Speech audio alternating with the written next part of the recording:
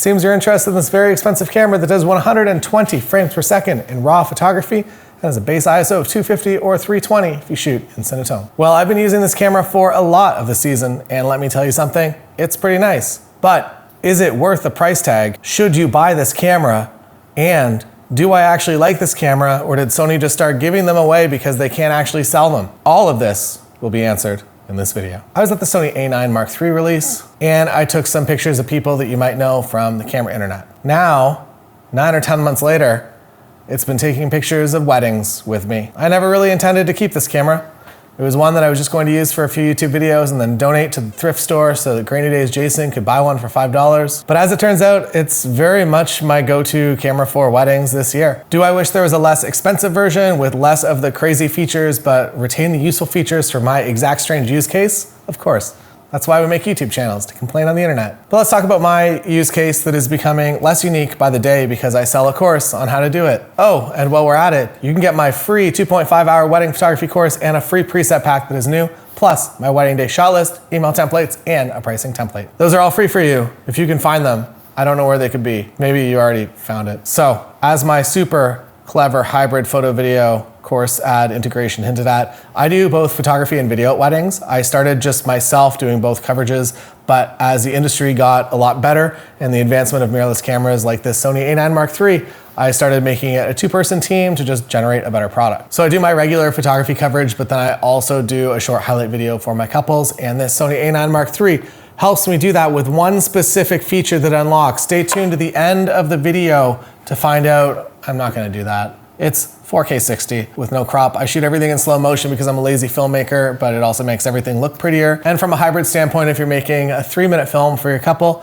and it's in slow motion, you only really need 1.5 minutes of clips to make a nice edit for them. It makes hybrid easier and makes a better product for your couple, in my opinion. The camera I was using up until this point was the Sony A7 IV, and I prefer the price point of that camera, the megapixels, the base ISO, but the downside is I had to shoot all my videos if I didn't want to crop at 1080 60p, and it's honestly fine. It just doesn't give you much ability to crop anything in post-production, or when I shoot everything on a Dutch angle, because I just watched Fear and Loathing in Las Vegas last night and I want to un-Dutch angle it. It's hard to do when you're shooting in HD, but when you're in 4K, you have some leverage. Having no crop is kind of necessary for doing hybrid coverage. If you're shooting a prime lens like I do often, and then you hit the video record button and all of a sudden you're in APS-C crop, it's very disorienting. You're way too close to people. Your frames are all over the place. However, I do use a few things on the A9III that does add a little bit of crop. I think that the focus breathing compensation adds a little tiny crop, as well as I use active stabilization. So not dynamic, the best one. The best one I use maybe if I'm trying to emulate some sort of Steadicam.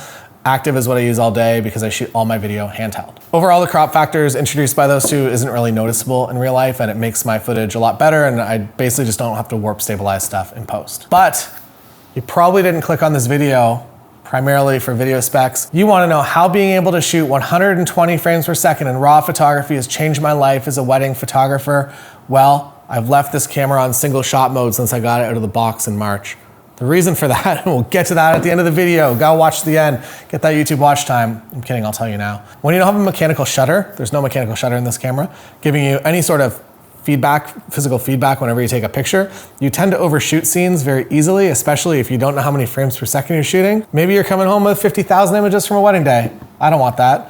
I did the math a little while ago, and on an 8-hour wedding day, when I used to shoot DSLR, I would usually do somewhere around 3,500 frames.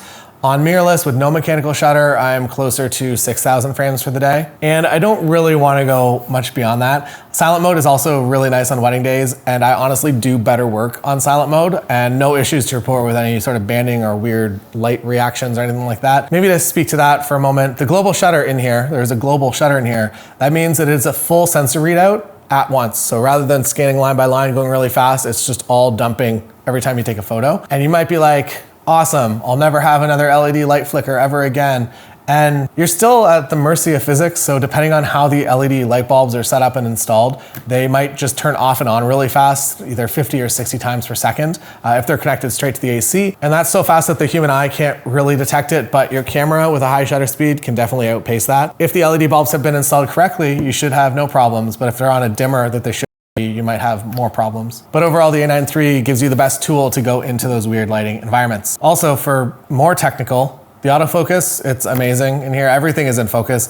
My kit for weddings is usually the 35 GM that we're recording this on, the Tamron 35 to 150 f2.8, some sort of 85mm lens, and a backup lens, a wider lens, just in case. This 20mm f1.8 is what I have. I use this for YouTube a lot, so that's the reason that I have this one. If I wasn't using it for YouTube and I wasn't doing video recording all the time with it, I would probably have the Tamron 20mm f2.8 or maybe a 24mm of your choice. On these lenses, and specifically when you're on Sony native lenses, I would say that the hit rate for getting in focus images doing exactly what you want is pretty much 100%. It's like a decimal point that if you shoot 6,000 images, maybe 3 of them are gonna be a camera autofocus not doing exactly what you wanted it to, but it is very, very minimal. Since I'm now taking a lot more photos on wedding days, I will actually call the wedding at dinner. So I will sit down and I will call the wedding, or at least get to the dinner part of it. And then when I get home, I quickly do the rest before I go to sleep. AI culling is pretty good, but I just do it in Photo Mechanic. A full wedding call maybe takes me 20 minutes if I'm really focused on it, or maybe 25, 30 minutes if I'm also eating dinner at the same time. By the time I would set up an AI call to run and have to refine it, it makes more sense for me just to do it, because I found that the time that would require me to refine the selects is pretty much the same as if I just did it in the first place. The place that AI culling really does help you out is if you do a heavy number of family photos and different groupings of lots of people to make sure everyone's eyes are open.